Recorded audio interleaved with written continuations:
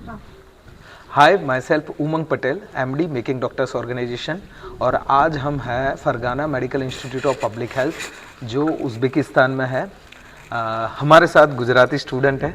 Gujarati students और Gujarati parents आ બંનેની always એક ચિંતા હોય છે કે ભાઈ ત્યાં આગળ એકોમોડેશન કેવું હશે, ગર્લ્સ માટે સેફટી હશે, સિક્યોરિટી હશે કે નહીં હોય, ઘણી બધી વસ્તુ academic, admin, hospital observation, clinical કેટલું મળતું હશે કે નહીં મળતું હશે।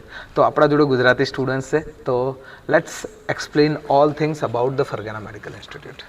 Okay, so actually, basically my name is Nagori Sabina and I'm from Gujarat. અને મારો એક્સપિરિયન્સ અહીંયા એવો છે કે જ્યારે અમે લોકો આવ્યા તો પહેલાં જ અમને એ લોકોએ બધું પ્રોવાઈડ કરેલું હતું। અમે બસ ડોક્યુમેન્ટેશન એ લોકો બધાને સબમિટ કરાવ્યા અને એના પછી એ લોકોએ બધું ટેક ઓવર કર્યું છે। Even tickets, flights, everything to ક્યારે આવવું છે, ક્યારે જવાનું છે, શું સામાન લેવાનો છે, એ લોકો બધું ઇન્ફોર્મેશન આપે છે।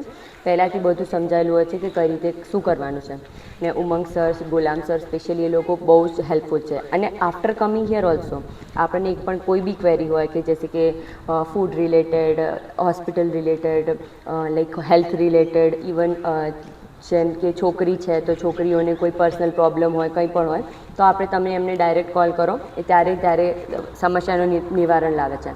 અને એના પછી એ લોકો આપણને નંબર પણ આપેલા છે અહીંયા જે એમ 10 જેવા ટીચર છે એમાં 3-4 જે મેઇન છે એમના પણ નંબર આપણા જોડે હોય, તમે એમને ફોન કરો, તમને કોઈ બી પ્રોબ્લેમ હોય એ સોલ્યુશન લાવે છે। અને ખાવાનું પણ દેખો અહીંયા પણ એ જ હોસ્ટેલમાં, ઇન્ડિયામાં પણ એ હોસ્ટેલનું જ છે, અહીંયા પણ હોસ્ટેલનું જ છે, તો બેટર છે। અને અહીંયા પણ ઇન્ડિયન ફૂડ, ત્યાં પણ Indian food, we can come here, you can pursue. Indian teachers અહીંયા પણ છે, ઇન્ડિયન સ્ટુડન્ટ્સ પણ છે, એટલે તમે જે જગ્યાએ ભણો એટલે ઇક્વલ જ કહેવાય આજકાલ તો। એટલો જે સસ્તો ઓપ્શન હોય આપણે એ સિલેક્ટ કરીએ તો બેટર રહે, કારણ કે આગળ ફ્યુચરમાં પણ એ જ આપણે ઇન્વેસ્ટમેન્ટ કામ આવી શકે છે।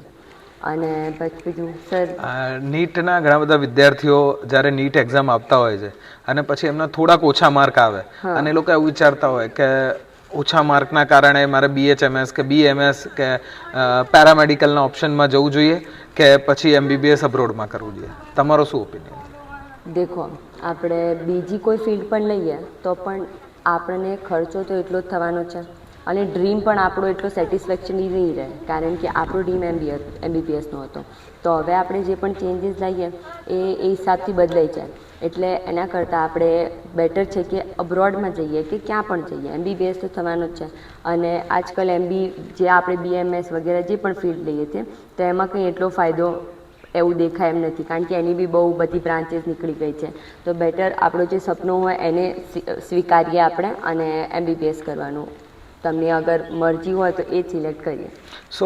સબીના જેવા ઘણા બધા વિદ્યાર્થીઓ અને વાલીઓ હોય છે કે જેની એવી ચિંતા હોય છે કે મારા સ્ટુડન્ટ્સનું ડ્રીમ છે MBBS કરવાનું, પણ એનું એ સપનું પૂરું થશે કે નહીં થાય, અને એ પણ એમના બજેટમાં।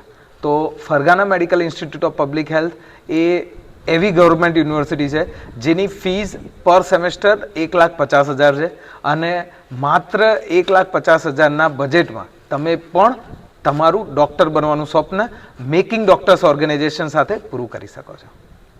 Thank you. Thank you.